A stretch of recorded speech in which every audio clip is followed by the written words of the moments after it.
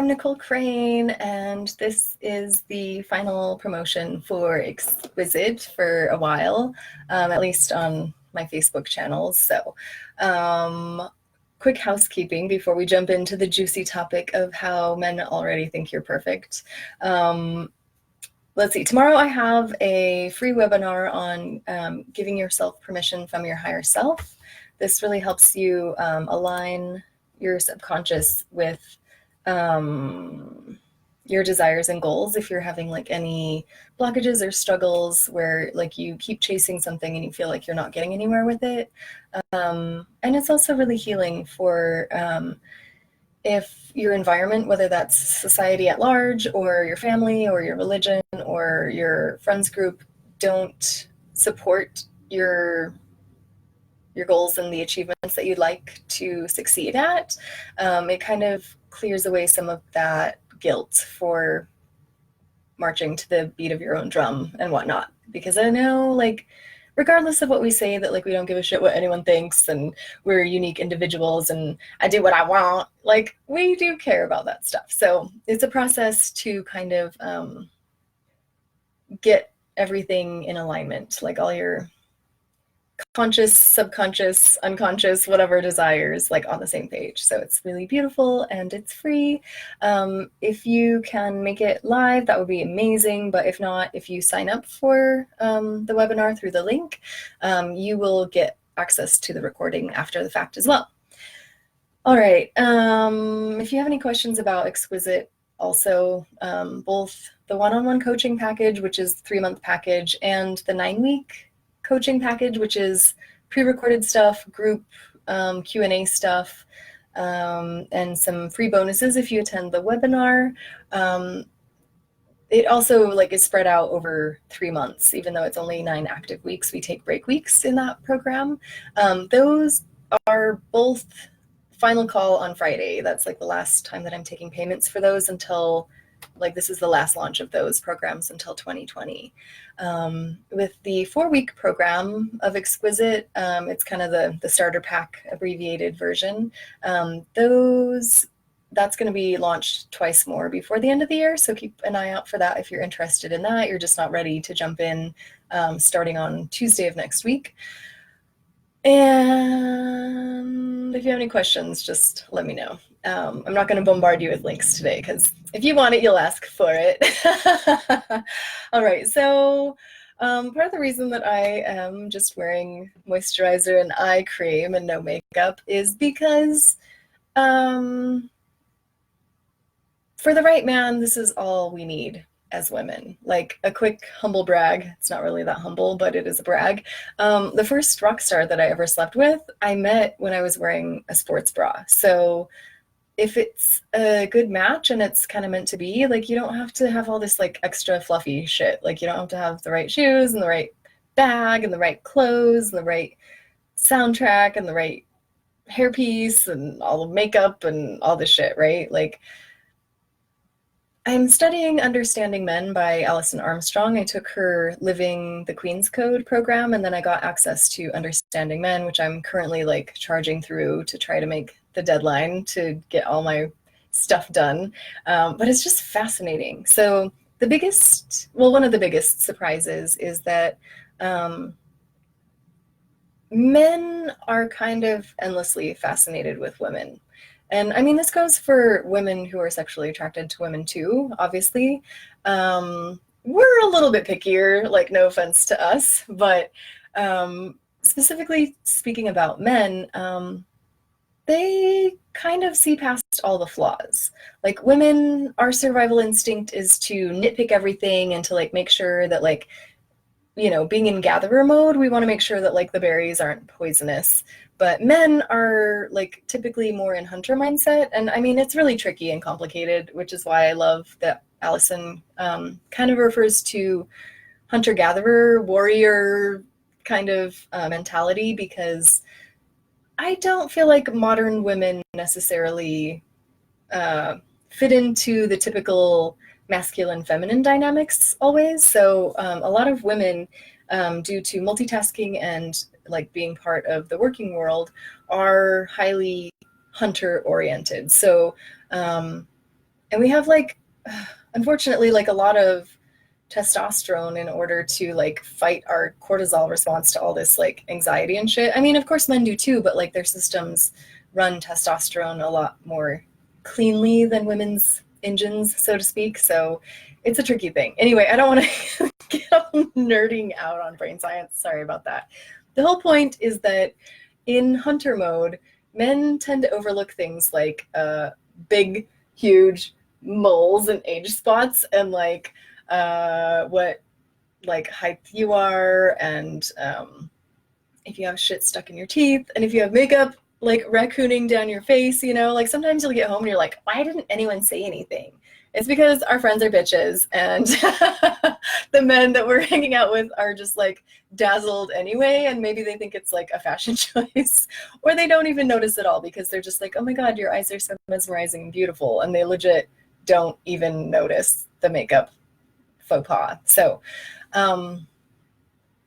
what this boils down to is that unless you're doing things for yourself, like the hair, the makeup, the shoes, the bag, the outfits, sometimes that's really deeply nourishing. Like that was one of the biggest discrepancies in one of my more recent relationships is that it's really important to me to have like a put together, glossy image when I go into public in certain places, like especially like the nightclubs that I go to and certain scenes that I hang out with. I feel like there's like a certain bar that I've set for myself that I don't really feel comfortable unless I'm showing up at or above that specific bar, right? And so there was a lot of frustration where my partner just didn't really understand why that was so important to me, and so it caused a lot of tension in our relationship.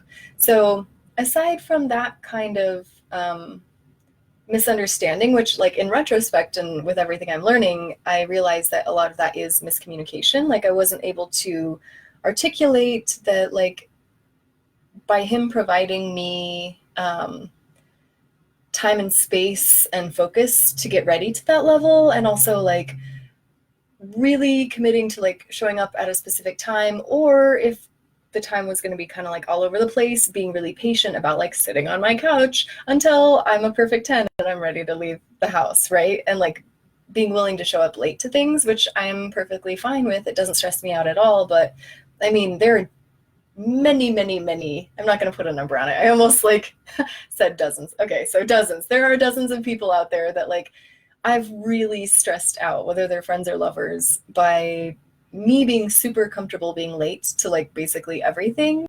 And it's damaged a few friendships. I don't think that anything is irrevocable. Like there are certain areas with like family events and things like that where, you know, like I'm just like, well, I just look how I look when I get there and they're going to love me anyway. But it's interesting how much that applies to life in general. So I just want to, and I know a lot of women, we dress for each other.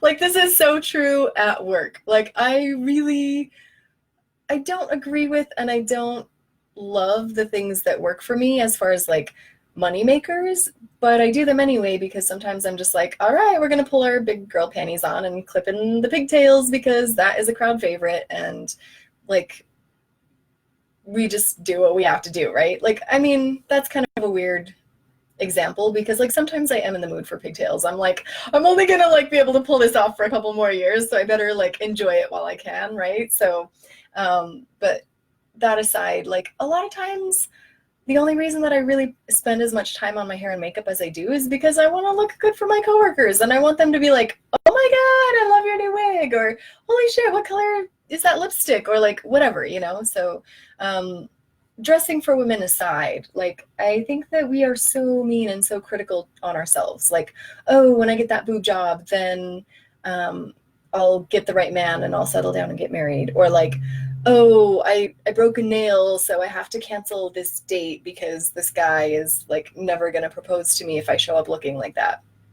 I want to just plant the seed for shifting the focus from superficial things like that that honestly aren't getting us what we need, and focusing on deepening our communication and just really talking to each other. Like, you know, if you don't like me asking you questions like that, like, how would you prefer for me to collect information from you? Like, that's another thing that's shocking me, and I'll just talk about it for like 1 second. But like, I guess men don't like questions. That's like one way that women like show interest and bond with each other, but it like makes men feel like we're invading their privacy, and they don't fucking like that at all. So I guess like the best way is to like set aside time to make sure that they're not distracted with like a project, or that they're like focused on something specific, so they're like actually ready to communicate with us, and they're like in the right mindset for that. And then like ask them the thing that we need, and see like when a good time to follow up if they haven't given us an answer would be, and also like what a good way to do that would be. Sorry, I'm like so nerdy. Like, I love communication. I'm actually working on a webinar for next month that's communication oriented. So sorry to geek out on that. But I mean, honestly, like, that is something that makes a huge impact. Whereas like if you have your fake eyelashes on or not, that is not going to make or break whether this person that you care about is going to be able to commit to and provide for you in the way that you want them to. Let me think. Oh, okay. And also, to go back to the original topic, and like, seriously, what I wanted to say is the right type of man already thinks you're perfect, but oh my God, it's like so hard to put those little clapping emojis in with my laptop. Like, I had to like click on each one of them. So I really, really thought that was important to get your attention. But like, it is that important. Like, we're so hard on ourselves as women, trying to reach this unattainable ideal, and like really harshly judging ourselves, and honestly other women, if we can't like attain that perfection, which honestly is completely unrealistic, and it's really exhausting. So so the only thing that I want to add to that is there are a lot of men who will nitpick our looks, our personality, our actions, things like that. Those kind of guys are kind of just like in it for the sex, or for like a temporary like band-aid. Like, basically that's the kind of situation like where one or both people are using the other person as like a drug, right? Whether they're conscious about it or not.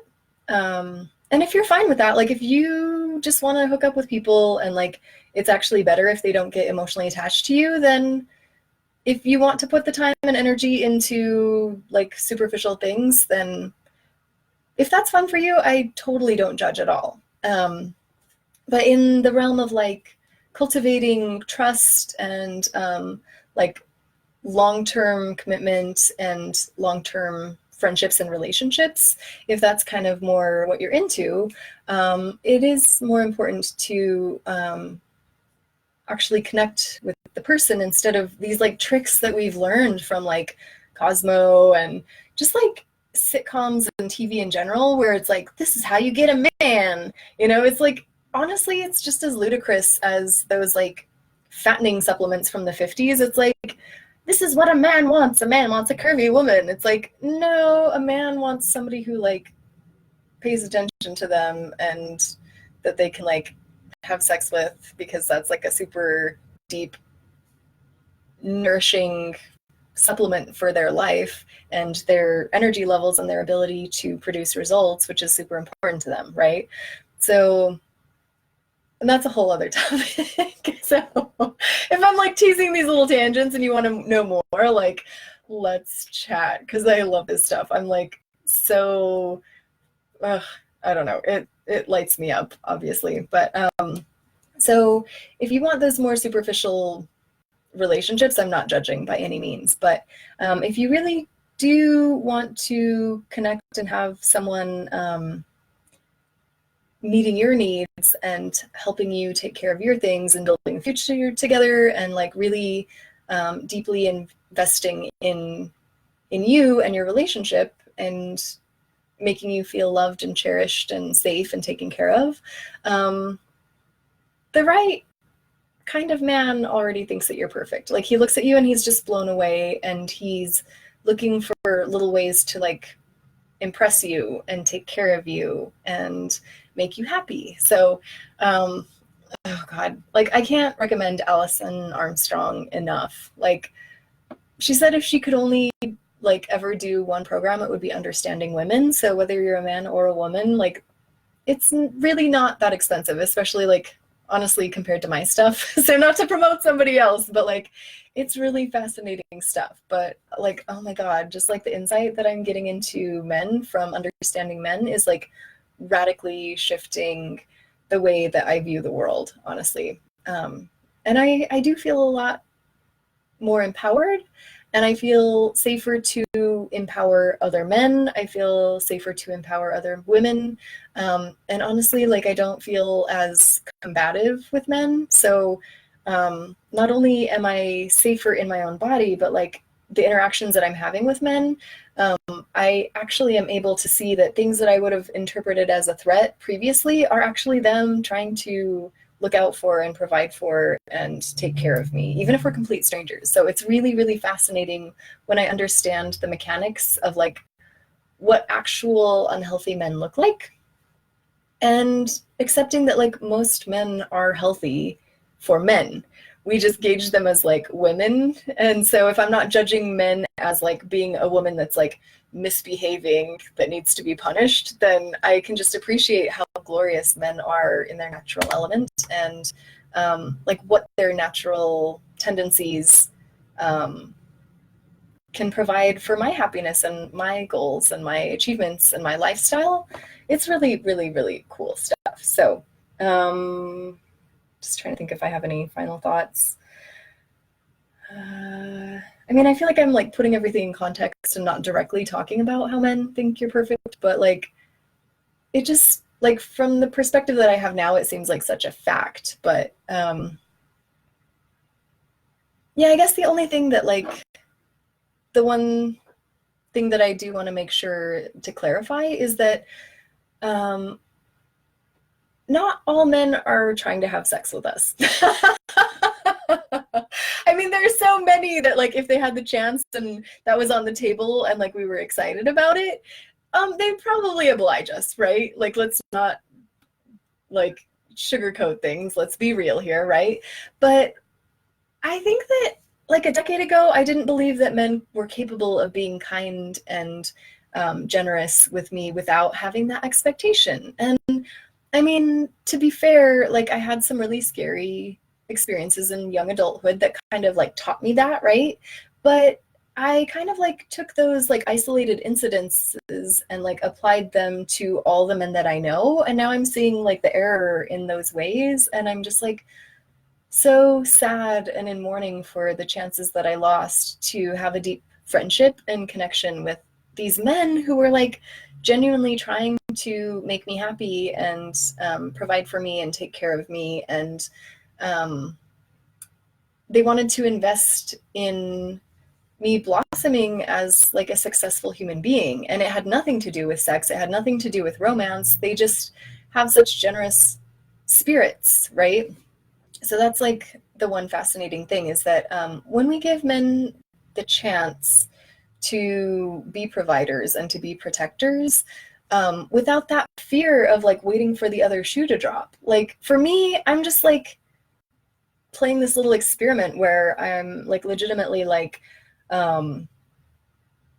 let's just see what happens if I give this guy the benefit of the doubt that he's not gonna like roofie my drink and he just wants to like have an excuse to chat with me for like 15 minutes and kind of pick my brain about like if I know anything about the band and if he made a mistake by coming to the venue, and just being like super, super, super impressed that like this guy's just lonely and he just wants like a single serving friend for like 15 minutes, and then he's gonna like wander off and both of our nights will be better for it. Like it's just super, super fascinating.